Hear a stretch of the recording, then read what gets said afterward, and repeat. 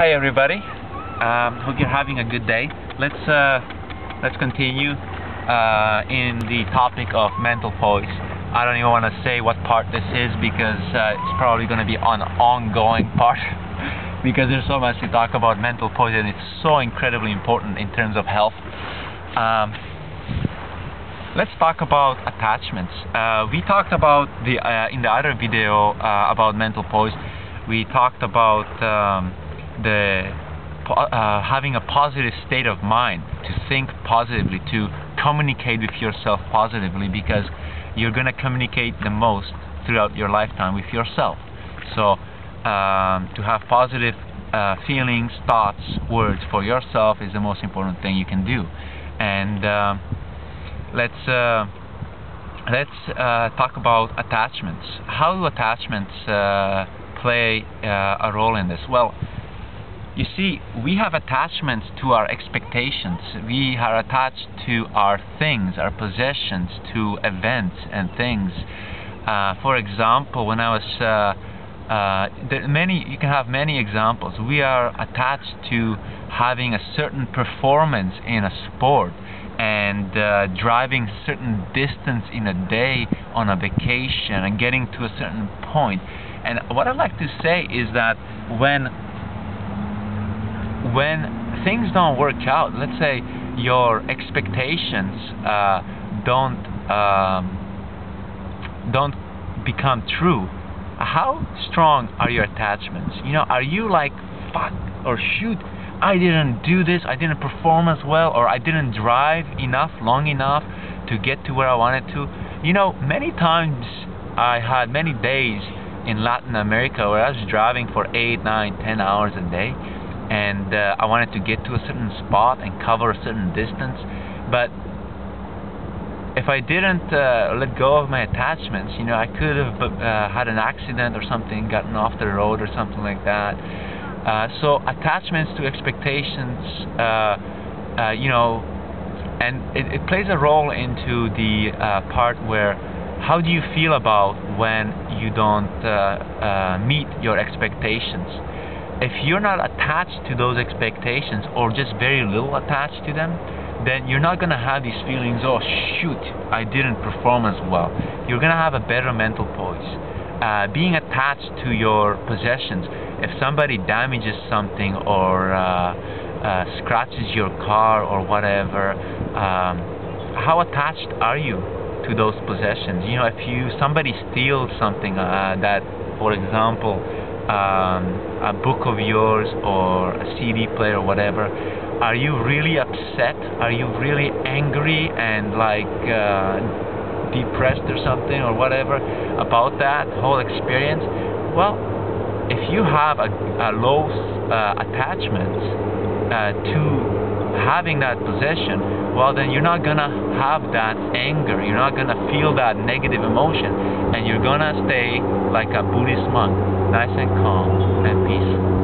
Stable mental poise, therefore stable physiology, and therefore you're not gonna have these elevated toxemia created via your anatomy, your physiology, creating all this toxemia. Attachments to, for example, performance, like running a certain distance or speed or something like that, you know, so what if you can't do something? You're still a human, you're still worthwhile to be on this planet, and you're still, you know, you're still you, so you can always maybe do better tomorrow. Some other time you can always improve. Maybe it was just a bad day for you, like you know, not the best day ever for you or something like that. So attachments, the less you're attached to things. For example, if it can be even as much as more serious stuff, like for example, are you attached to your boyfriend or your girlfriend, your husband, your wife? Well, a lot of people commit suicide. Well, a fair bit of people commit suicide when their partner leaves them, or when their partner dies or passes away or whatever. If something happens to their partner, they're so attached that they're willing, or at least, or quite often they consider suicide, right? Or if not that, then they have feelings of depression, of sadness, and this and that, because they're attached. They're attached to that event or that person. But things change. Things always change, and nothing is constant. The only thing that's constant, I've been told, is variable change. Variable change is the only thing that will always remain. So, how about when your house burns down, or when somebody steals your car? Are you just gonna get pissed off and mad? Is that gonna help you? Is that gonna benefit you? Or are you just gonna have a low self-attachment? You can have an attachment. For example, I'll give you a personal experience or personal example. I've asked a nice, young, lovely lady to be my girlfriend, and she communicated that she had somebody else. And I would say that most people probably would be upset about that, or they would feel some degree of negative emotions about that, right? Or not self-worth, something that, oh, I'm not good enough, or I'm not whatever, this or that. But if you have a low self-attachment, then you say, okay, there's other people to ask, and there's more women or more men or whatever, whoever you want to ask for to be your partner. And so that's an example. Or another example, like I mentioned, is to cover certain distance, driving through Mexico, because it was literally over a week to get through Mexico, driving 12 hours a day, trying to cross Mexico. And there were times when I said, no, I'm going to rest, sleep, and so what if it takes an extra day or 2 or 3? So attachments to so many things,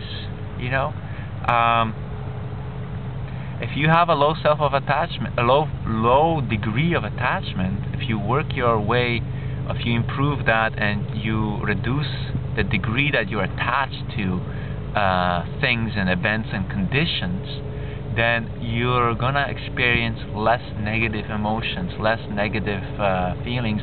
That's gonna be a lot more beneficial for you in the long run in terms of health. Your cells are gonna function better than when you're feeling jealousy. I met so many people, well, I wouldn't say many, but I met a fair bit of people, and I have a friend or two that are really jealous or angry for years. They're jealous or upset about things from months and months ago that happened, and years ago, and they're keeping this inside them. They're holding it in. And this is not beneficial for them. This is just eating them up. This is just like, self-torture. So that's what I wanted to share with you, a little bit about mental poise, attachments. And we can talk about being present in the present moment,